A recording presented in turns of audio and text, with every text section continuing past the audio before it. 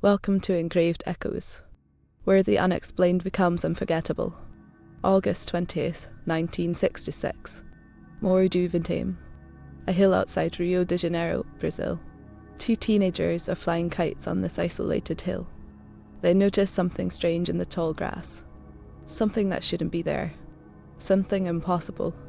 Two men, lying side by side, dressed in formal suits and raincoats, perfectly arranged, like they'd simply laid down to rest, but covering their eyes, crude masks made of lead.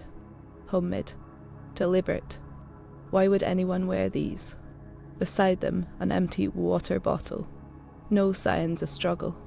No visible injuries. Just death. In the grass nearby, investigators found a small notebook. Inside, a message that made everything more disturbing. The note read instructions. A timeline. A plan. 16:30 be at determined place. 18:30 ingest capsules. After effect protect metals await signal mask. Police arrived. They searched the area, looking for clues, looking for answers, finding only more questions. The men wore brand new suits, expensive, formal, but every single label had been carefully removed. Just like the Summerton man, they had money in their pockets. Quite a bit. So this wasn't robbery. This was something else. The men were identified as Manuel Pereira da Cruz and Miguel José Viana. Electronic technicians. Twins. But why were they here?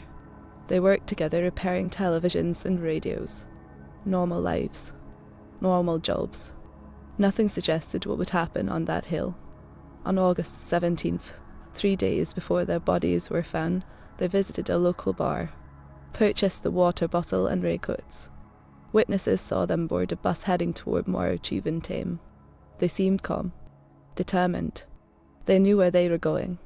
They climbed the hill, found their spot, and then something happened.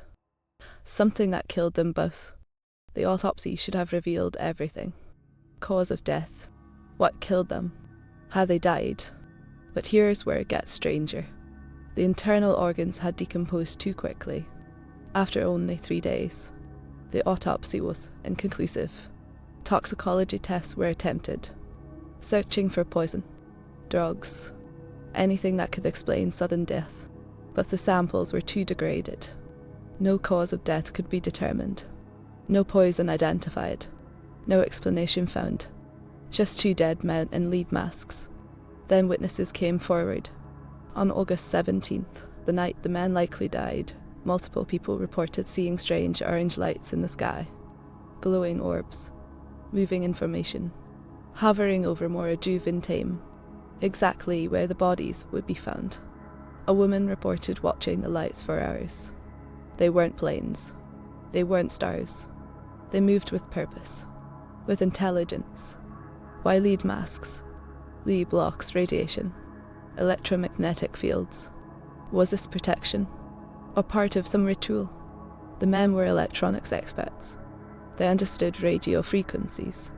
Electromagnetic signals. Did they detect something?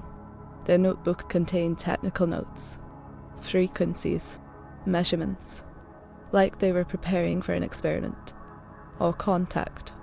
The note mentioned capsules. Ingest capsules after effect protect metals. But no pills were found at the scene. Had they taken something? Some theorized they were part of a spiritual group, seeking enlightenment through altered states. The lead masks protecting them during a drug-induced experience. Others believed they were attempting communication, using their electronics knowledge, waiting for a signal. Await signal mask. Was it a lightning strike? Electrical discharge from the storm? Something that stopped their hearts but left no marks. Investigators worked the case for months. Every lead, every theory. Nothing explained the lead masks. Nothing explained the timing. The case made headlines across Brazil. Theories multiplied. UFO cult. Secret experiment. Spiritual ritual. Murder. Suicide pact. But Morro do Vintém kept its secrets. The hill remained. Silent. Waiting. The lead masks became iconic. a symbol of unexplained death, of mysteries that defy logic. Then in 1966, just months later, another body was found. Different location, but wearing a similar lead mask. No connection to the first case. More cases emerged over the years. Different people, different circumstances, but always the lead masks. Were they part of a larger group? A secret society experimenting with consciousness, seeking contact with something beyond? Decades later, investigators still study the case. New theories, modern forensics, but the truth remains elusive. Today, people still visit Morro do Vintém, leaving flowers, seeking answers. The hill remembers what happened, but it's not telling. Shoe men, lead masks, a cryptic note, strange lights, and death without explanation.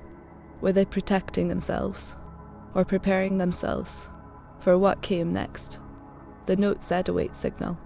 Did the signal come? Did they receive what they were waiting for? Or did something go wrong? An experiment failed. A ritual interrupted.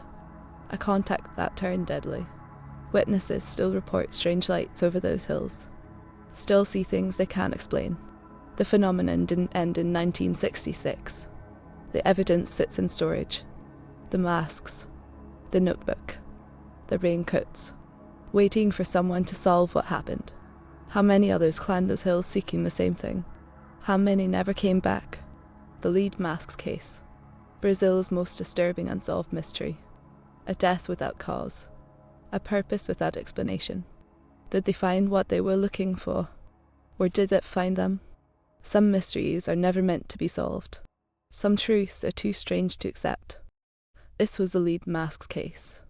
This is Engraved Echoes. If this mystery haunted you, share your theories below. Subscribe for more unexplained darkness.